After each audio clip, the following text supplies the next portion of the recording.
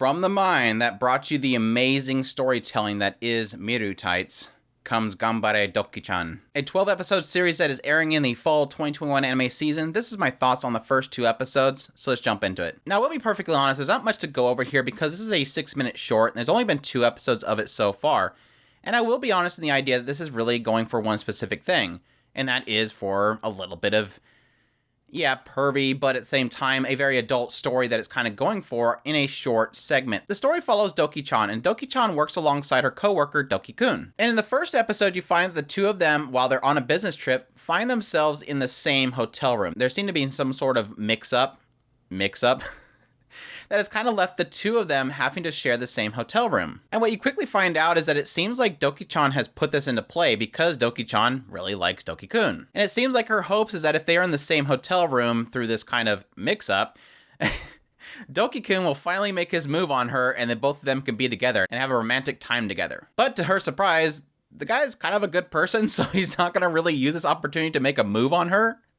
She's going to have to try a little bit harder to get his attention. And this equally goes into the second episode where they essentially get themselves stuck inside of an elevator, and the entire time she's kind of hoping that he'll make a move on her, and he doesn't. So we're already getting a pretty good idea of what the story so far is telling, at least for these 2 episodes. I'm sure based on what it looks like, they're probably going to get into other characters, but for now it seems to be a lot of focus on Douki-chan as she essentially tries to put on some hints to this other guy to see if he'll possibly make his move on her. And for that reason, like I said, that is technically what's good about this. It's just a kind of a cute, short series so far that's really hitting on this idea of this almost like blossoming love aspect.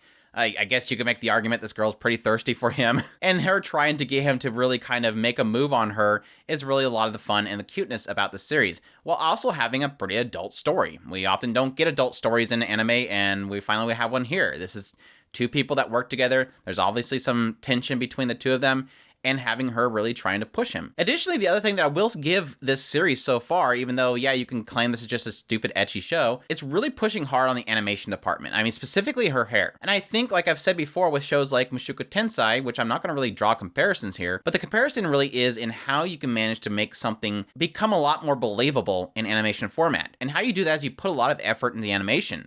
And again, like I said, surprisingly, but at the same time, it's only a 6-minute short. It's not like you're really pushing much here. To put a lot of liveliness in her hair and the animation itself really does bring it to life, making Douki-chan a lot more cute and a lot more lively than normally she would be. At the same time, I will admit that they kind of put Doki-kun in more of a silent character position. I probably for the self-inserting method. At the same time, I think most people are going to probably take this as a, man, Douki-chan is really cute. I just want to see her on the screen. I don't really care much about this Doki-kun guy. But again, I will put the warning out there.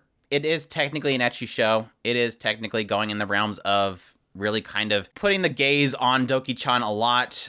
She's obviously putting herself out there, so there's a lot of the ecchi that's here. Similarly, every episode, it seems so far, they will have this segment where Douki-chan has a very interesting dream about whatever she desired to have come from her being with Doki-kun go into play, and it gets a little bit risky in that regard, so keep that in mind. But like I said, I'm liking it so far. It's cute. Douki-chan and her thirsty nature is a lot of fun, and I really do like the animation. I think it definitely brings her to life, and it's short, easy to consume.